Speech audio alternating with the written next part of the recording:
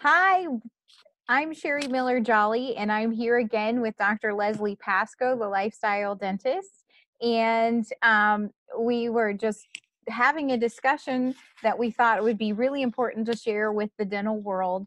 And our discussion today was about what happens when your dental office numbers go down. So you had a great year last year, and all of a sudden your numbers go down from the year before.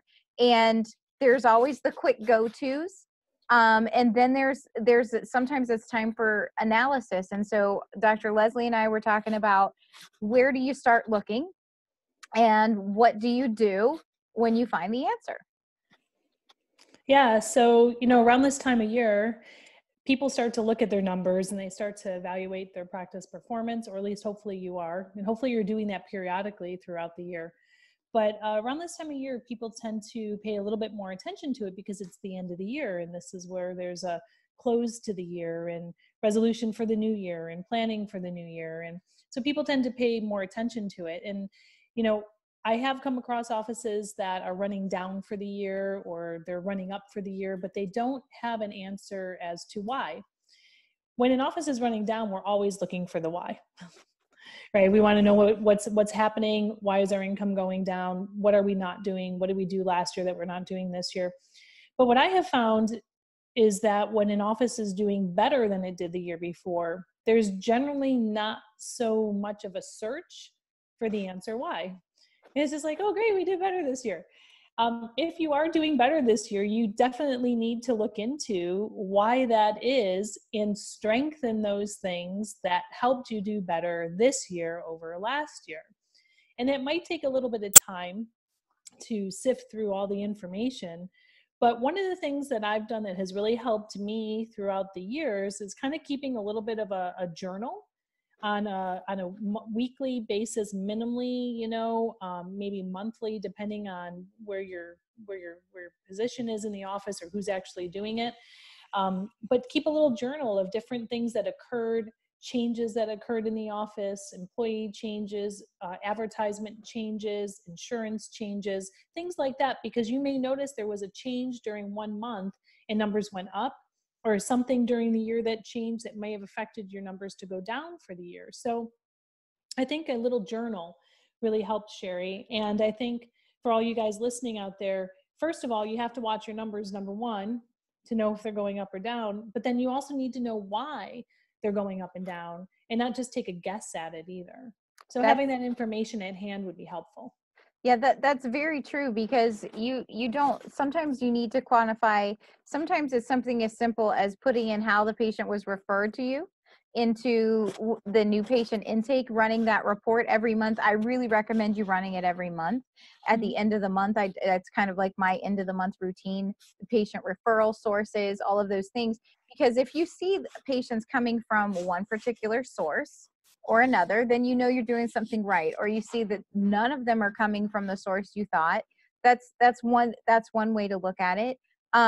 So I'm the computer person, right? So I'm always looking in the computer for why. One of the things that I see a doctor can just look at your production number, your adjusted production, and compare it to your insurance payments and your over-the-counter payments, which means you have to separate them out. So your insurance takes around 30 days to pay.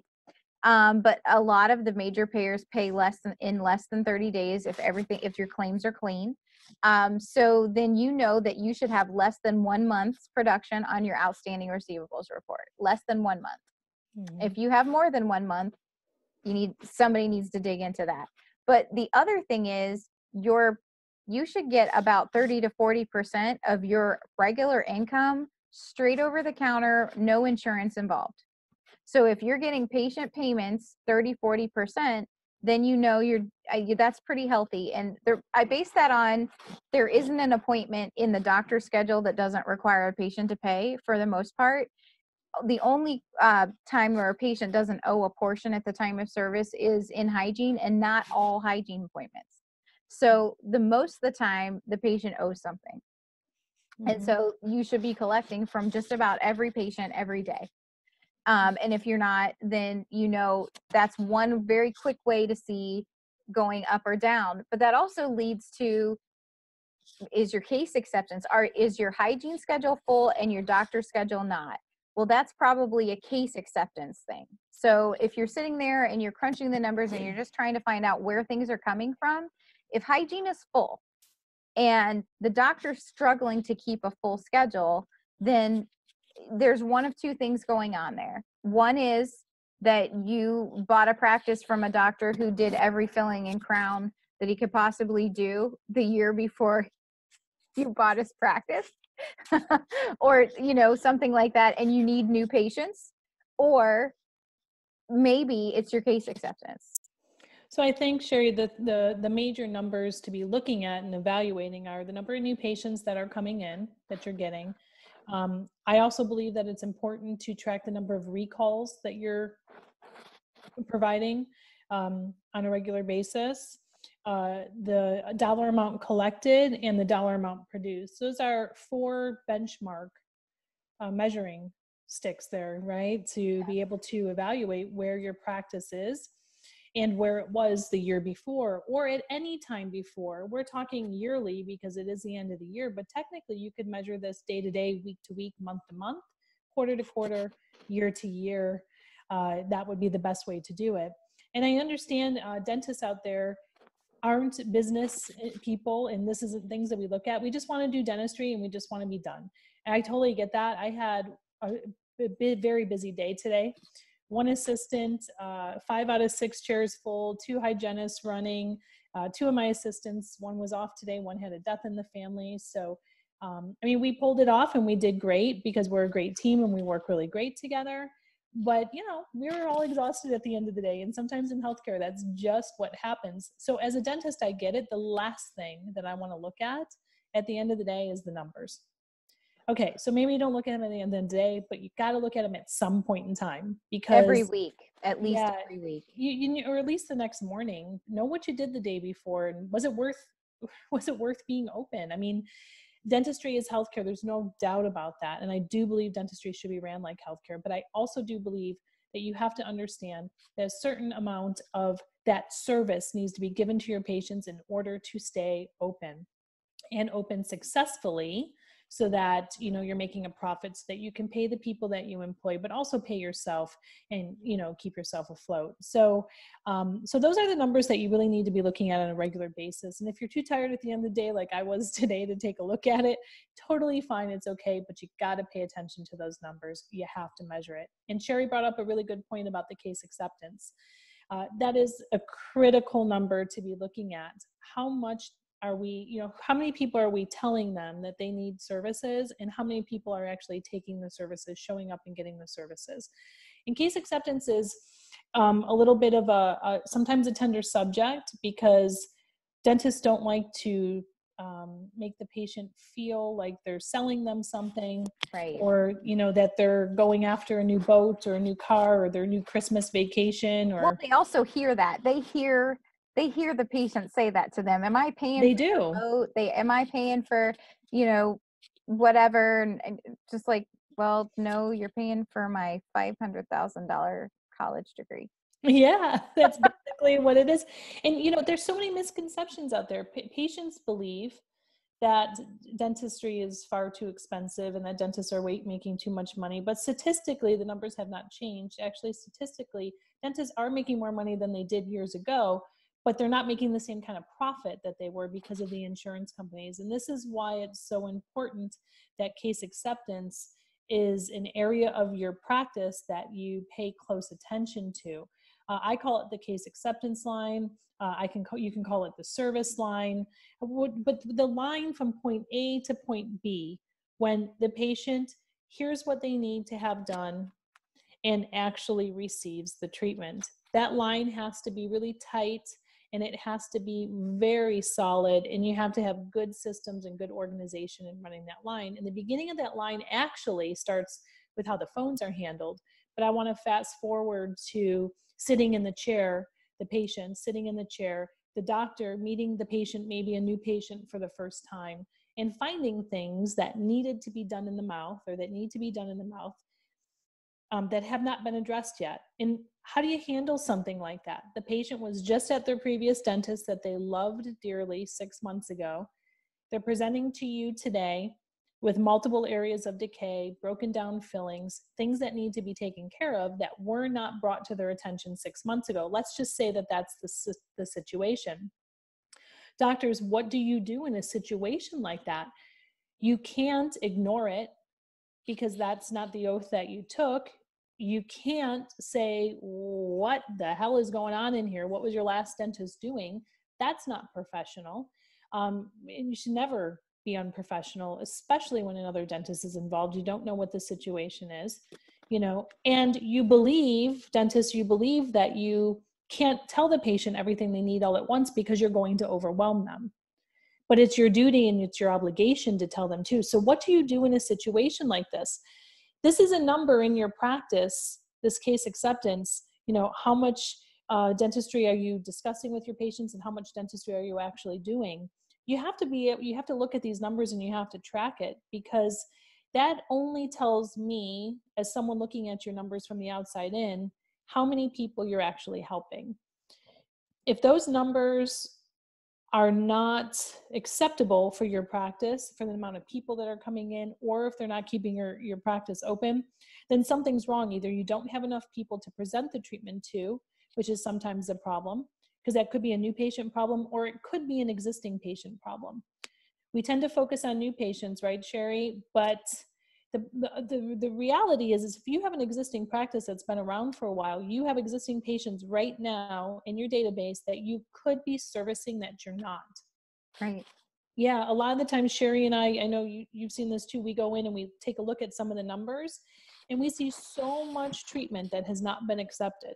If those patients would have just said yes to their treatment and gotten better, A, they would be happier because they're better. B, it would cost them a lot less money in the long run. And C, you wouldn't be worried about, how to pay for your Christmas party for your staff this year. Yeah.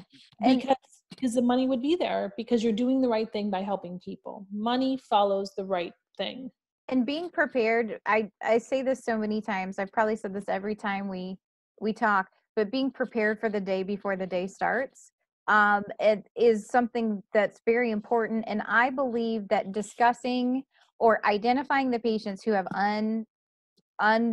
like if you have a hygiene patient and they have an unfulfilled treatment plan, the patient needs to be identified and discussed and prepared for before you start your day. I think that should be part of your morning meeting.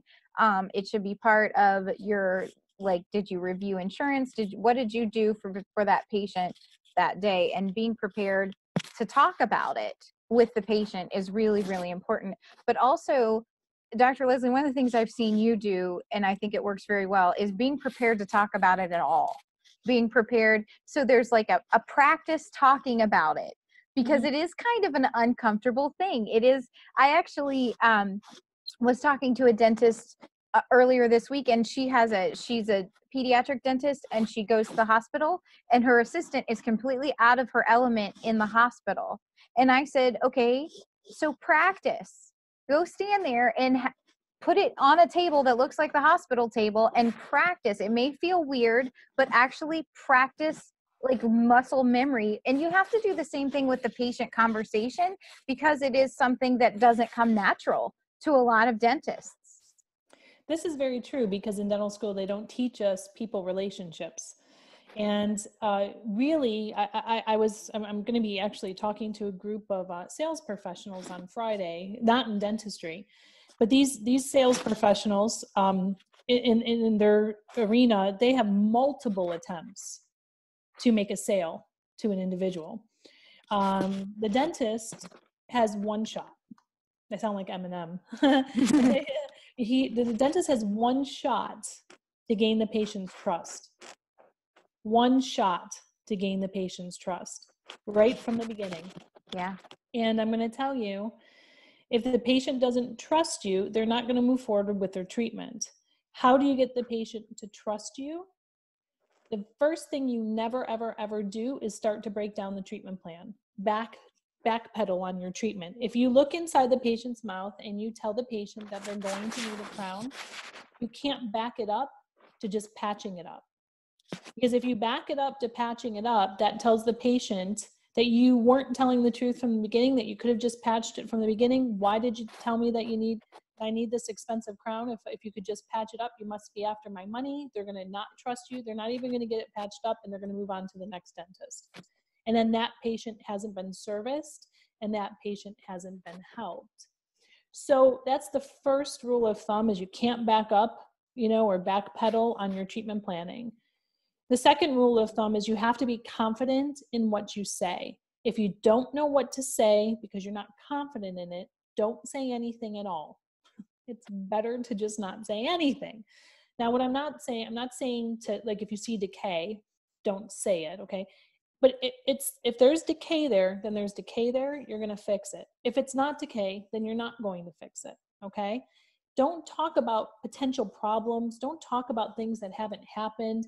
Don't hem and haw over what the patient needs, because that just creates a sense of doubt in the patient's mind.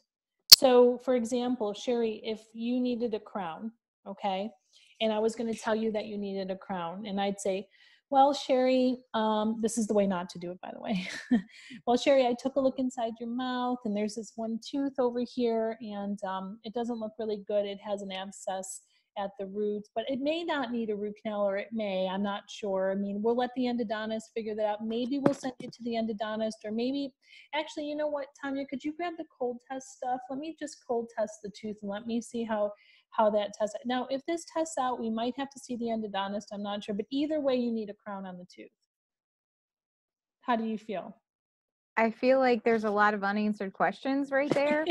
And I feel like, yeah, no. Well, first of all, hopefully, if there's an abscess at the tooth, Yeah. you're just going to treat it, right? So Yeah, there's I was that. trying to Okay? pretend like I didn't know that. But Yeah, exactly. But you see something sometimes suspicious at the tooth. If you say, well, maybe it is, maybe it's not, I'm not really sure. You could need a crown here. Once we get in there, if it turns into something else and it gets bigger, then we're going to have to do this. Well, you just lost the patient. Well, there's something else. I mean, this isn't always very true. It's not particularly true about my husband, but if I were sitting there and thinking, I have to go home and explain to my husband that I need to pay $600 to the dentist, I don't know why. Yeah. Because it was maybe this, maybe that, maybe I might need something, but well, so the whole maybe just is a maybe, just in general. So yeah, if everything is a maybe, then there's nothing definite. So why should I proceed or move forward? right. So, if you take a look inside the patient's mouth, Sheri, if I looked inside your mouth, and let's just say that I saw a tooth that has a big filling, and the filling is starting to break down, there's crack lines on the side, I look on the x-ray, I see a little bit of decay, okay? So now I'm going to tell you, the patient, I'm going to say, so Sheri, this tooth up here on the upper left-hand side, there's a broken filling there. It's kind of not looking good, and the filling's deteriorating. It's leaking around the edges. And, I think we could probably get away with just a filling there. I can take everything out and take a look at it and see if we could do a filling. But it's might be a chance that you might need a crown. Now, sometimes when you have a crown, you might need a root canal after that too. It just depends on how deep the decay is. This x-ray is just a one-dimensional object. I really don't know what's there. It's just one-dimensional. I can't say for certain, but it seems like probably you'll just need a filling. But worst case scenario, you might need a root canal and a crown. Well, then I would go for the filling, right? Because Well, the filling sure. costs less. Well, sure, of course. But the point I'm making here is, how much confidence do you have in me? Not a lot, because you're No, going to because try 5 things. yeah, it doesn't sound like I just know what It needs to sounds be like 5 done. shots and 5 dental appointments. There we go. It sounds like a lot.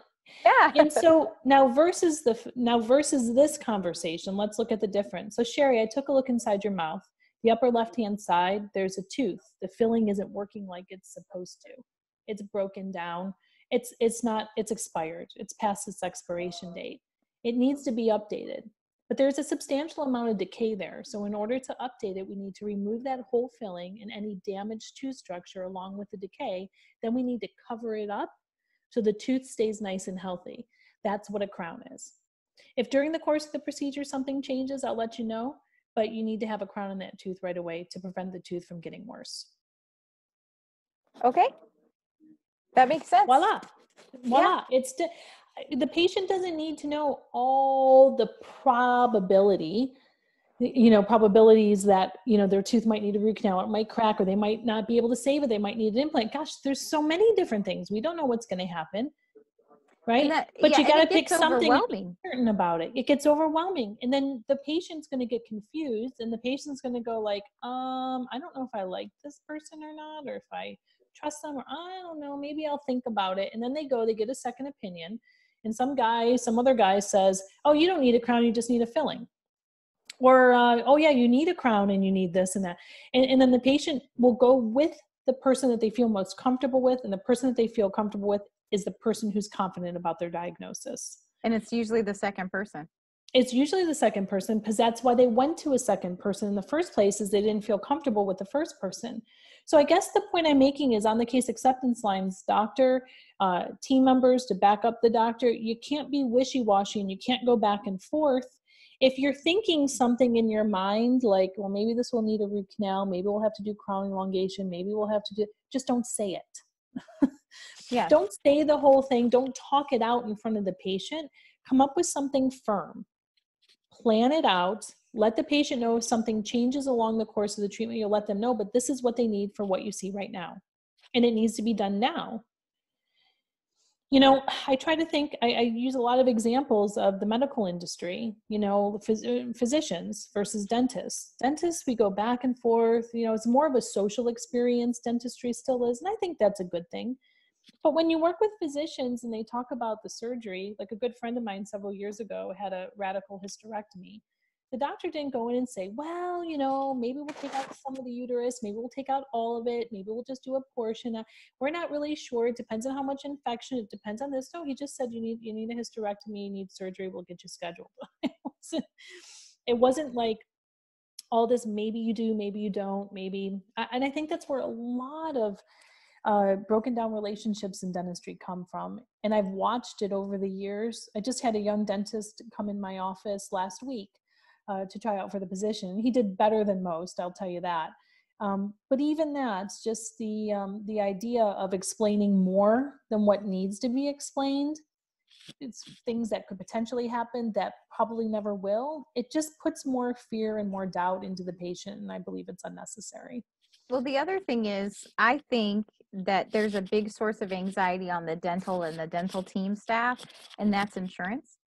Mm-hmm. And sometimes I think they project their insurance anxiety onto the patient. Yes, absolutely. So, And that's a good point. I think maybe sometimes too, because dentists aren't really properly trained in the diagnosing and the treatment planning. It's a very weak spot for dentists. We're trained technically in how to do the process, but we're not as trained in how to come up with what needs to be done.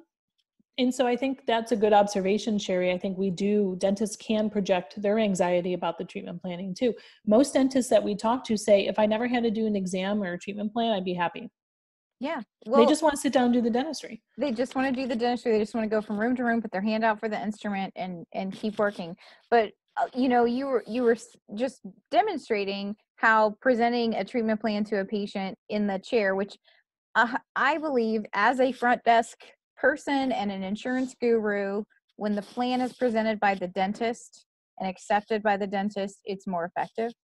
Mm-hmm. But if you are a dentist who has somebody else presenting the treatment plan or presenting the finances of the plan, one of the big things that I see, just like with Dr. Leslie saying, well, you might need this, you might need that, at the front desk, I see, well, your probably will cover this, your insurance might cover that, we're not exactly sure what your insurance will cover. That's a true answer. We don't know exactly what your insurance will cover.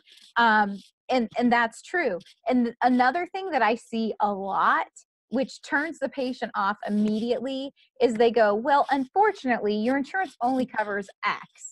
Yeah.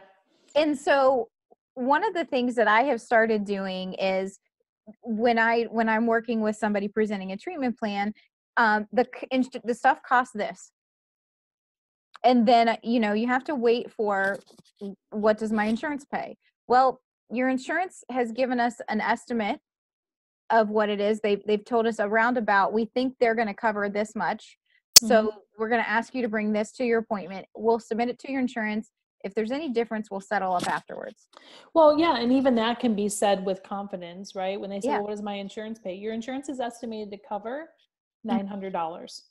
That's Yeah. it. We don't have to get into, well, it covers this and only 80% of that. And, it's too much information. Well, I'll exactly. I'll give you an example too. This isn't just, I just noticed things like this. Today, someone said something that they couldn't make it. They said, well, I can schedule any day but Friday. And someone in my office said, well, we're not open on Fridays anyway. I don't know. To me, that's TMI, too much information. They don't need to know that. All you have to say is, okay, I have Tuesday. Yeah, You don't exactly. need to say we're not open on Fridays. Like I just think that sometimes we just give too much. Well, and like I said, it's too much information. If you spill and vomit on the patient, I'm sorry, spill onto the patient the number of things that you had to do to get their insurance information and how annoying their insurance is, the patient's going to walk away and go, I have crappy insurance. I should wait till I get new insurance. Yeah, and then not go to the dentist until they get And new then not go to insurance, the which could be dentist. 3 years. So, if you don't know what their insurance pays, estimate high. Yeah, I agree. Estimate high. That you can it's always better to estimate high and give a refund. Yeah. And that giving the refund, just little tidbit here, Dr. Leslie just said, establish trust with the patient with the confidence in your delivery, keeping trust in the patient by delivering the refund immediately when you need one. Yeah. Yeah. So I think, Sheri, when we talk about this, looking at your numbers, I think the areas that we have determined that you need to look at is the number of new people coming in, the number of recalls, which is your existing patients that are coming in on the schedule as well, the dollar amount that you're collecting, the dollar amount you're producing. You want to make sure those numbers are as close to even as possible, produced and collected. You want to be collecting more than you're servicing, and you want to be servicing more than you're collecting. That's how most offices are. Between waiting on accounts receivable. And I think also too, we talked about the case acceptance line. Now we realize it starts with the phone, but if we're looking at it from when the doctor is just sitting down, and I'm not even getting into how you handle when a patient says they just want to do what their insurance covers, or they don't have any money, or they just want to save their front teeth, not their back teeth, or whatever those different, objections and distractions are from moving forward with their treatment. I'm not even talking about dealing with that. What I'm talking about is on the case acceptance line, the doctor needs to display confidence, not arrogant confidence, but confidence. You can't be wishy-washy in your diagnosis and your treatment planning. And just remember that the exam and the diagnosis process and the treatment planning process is not the consult process or going over the treatment planning, the treatment plan. Those are two separate things, making sure you keep those things very separate. So I think if anybody watching this right now walks away with anything, I think what you should walk away with is watch your numbers. The critical numbers to look for are the new patients, the recalls with the existing patients, the collections, the production. But then also doctors have to display that confidence. And when you don't know, don't say anything. Or when you're not sure, don't say anything. Don't say anything that doesn't sound certain. If you're not certain, the patient isn't going to trust or believe in you, and they're not going to move forward. And there's lots of times I don't know how something is going to work out with a patient, but I am certain that I am going to do the best job I can to give that person that crown. I don't know if they're going to need a root canal 10 years from now or not. Who knows? I'm not going to bring it up though. It's not important information at the time. It just adds doubt, uncertainty to the whole process. The patients don't have that trusting relationship with you. They'll be more willing to go somewhere else and get second opinions. So to keep your numbers going up, and to have a good rest of the year, go into your examination process and your consultation process as two separate things, but go into it with certainty and knowing that the patient is going to get the help that they need. That's one thing that has always been very successful for me. When I go into the treatment room, there is no thought in my mind. And it's funny, people who have seen me speak before and talk about this and role play my treatment planning and consult process on stage and things, they have seen this. When I walk into that room, there is nothing in my mind that says they're not moving forward with their treatment. It's not going to be, oh, well, you know, the weather's bad, so no one's going to want to do their treatment today. Or there's no, well, their insurance sucks, so they're probably going to say no. Or, oh, they're out of benefits, so they're going to want to have to wait till next year. Or I don't put any of that thought in my head. It all starts with your head. If you go in there with complete certainty, you come off it with complete certainty. The patient trusts you. They move forward with their treatment. That's how you get your patients better. That's true. That's true. Very So true. I think, Sheri, don't you think it would be cool? Maybe one of these times, I don't know if anybody's interested in this or not. I mean, it's been a pretty big deal in the past when I've done things like this, but wouldn't it be fun if we could role play? Yeah, I think Yes. I think it would be. Yeah.